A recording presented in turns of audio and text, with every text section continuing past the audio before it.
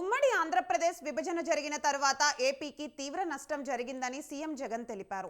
తెలంగాణతో పోల్చితే ఏపీకి తక్కువ ఆదాయం వస్తోందన్న సీఎం రాష్ట్రం ఆర్థికంగా అభివృద్ధి చెందడం చాలా అవసరమన్నారు. ఏపీలో హైదరాబాద్ వంటి నగరం లేకపోవడం వల్ల ఆదాయం తక్కువగా వస్తోందన్నారు. ప్రత్యేక హోదా ఎండమావిలా కనిపిస్తోందన్నారు.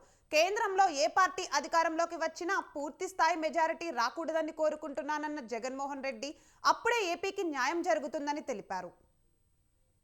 విభజన తర్వాత ఇప్పటికీ కూడా అధ్యక్ష మనం ఎదుర్కొంటున్న అనేక ఇబ్బందుల్లో అధ్యక్ష మనం వెంటాడుతా ఉన్న రెవెన్యూ లోటును ఆ రెవెన్యూ లోటుకు మూలాలను కూడా ఒకసారి గమనించినట్లయితే అధ్యక్ష 60 ఏళ్లుగా అధ్యక్ష మనమంతా కూడా కలిసికట్టుగా ఉమ్మడి ఆస్తిగా నిర్మించుకున్న హైదరాబాద్ నగరం అధ్యక్ష it's an economic power house అధ్యక్ష.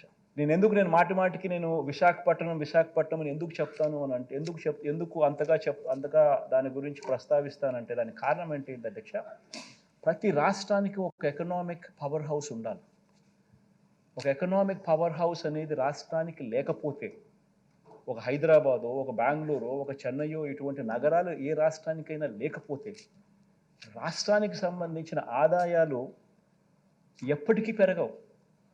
రాష్ట్రానికి సంబంధించిన ఆదాయాలు ఎప్పటికీ కూడా పెరగవు. దానికి నిదర్శనమే అధ్యక్ష ఏ రకంగా మనం హైదరాబాద్ కోల్పోయి ఏ రకంగా మనం నష్టపోయినాము అని చూపించే డేటా అధ్యక్ష. గత 5 సంవత్సరాలు చూస్తే state compounded annual growth rate of state tax revenues పెరుగుదల చూస్తే 13.29%గా ఉంది అధ్యక్ష.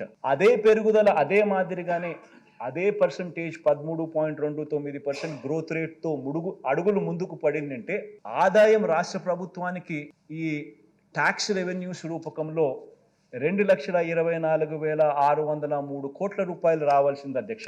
ఆ 3 సంవత్సరాలకు కలిపి ఈ 3 సంవత్సరాలలో నష్టపోయినది ట్యాక్స్ రెవెన్యూస్ రూపకంలో కోవిడ్ మహమ్మారి వల్ల 38,916 కోట్ల రూపాయలు రావాల్సిన ఆదాయంలో రాష్ట్రం నష్టపోయిన పరిస్థితులు అక్కడ కనిపిస్తూ ఉంటే, రెండో వైపున గమనించినట్లయితే అధ్యక్ష అనుకున్న మేరకు వాళ్ళు కూడా ఇలాకపోయిన పరిస్థితుల కారణంగా 27,200 కోట్ల రూపాయలు ఆ రకంగా మనకు డెవల్యూషన్స్లో మామూలు పరిస్థితుల్లో అయితే కేంద్ర ప్రభుత్వం నుంచి మనకు రావాల్సిన డెవల్యూషన్స్ మనకు రావాల్సిన డబ్బులు కేంద్రం నుంచి మన వాటాగా రావాల్సిన డబ్బులు కూడా మనం కోల్పోవడం జరిగింది. అన్యాయంగా మన దగ్గర నుంచి ఆ వెసులుబాటు తీసేయడమే కాకుండా కనీసం ప్రత్యేక హోదా అన్న అంశం అన్నా కనీసం చట్టంలో అన్న కనీసం రాసిందంటే కనీసం పెట్టుంటే రాష్ట్రాన్ని విడగొట్టేటప్పుడు కనీసం మనం కోర్టుకు పోయినా కానీ కనీసం తెచ్చుకునే అవకాశం ఉంది. రాష్ట్రాన్ని అడ్డగోలుగా విడగొట్టడమే కాకుండా దాన్ని ప్రత్యేక హోదాను కనీసం చట్టంలో కూడా చేర్చలేదు.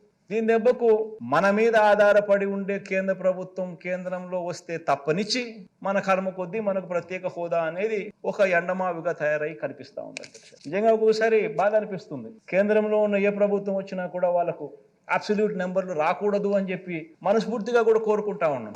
కనీసం మన సపోర్ట్ అన్న డిపెండ్ అయ్యే ప్రభుత్వం వచ్చింది అని అంటే కనీసం ప్రత్యేక హోదా అన్న ఇస్తారేమో అని ఆశ. అన్ఫార్చునేట్ గా విడగొట్టడమే ఒక అన్యాయం అయితే కనీసం రాష్ట్ర విభజన చట్టంలో దాన్ని పెట్టకపోవడం ఇంకా దారుణం అధ్యక్ష. మన కళ్ళ ఎదుటితే కూడా ఇంత దారుణమైన పరిస్థితులు కూడా చూసాం.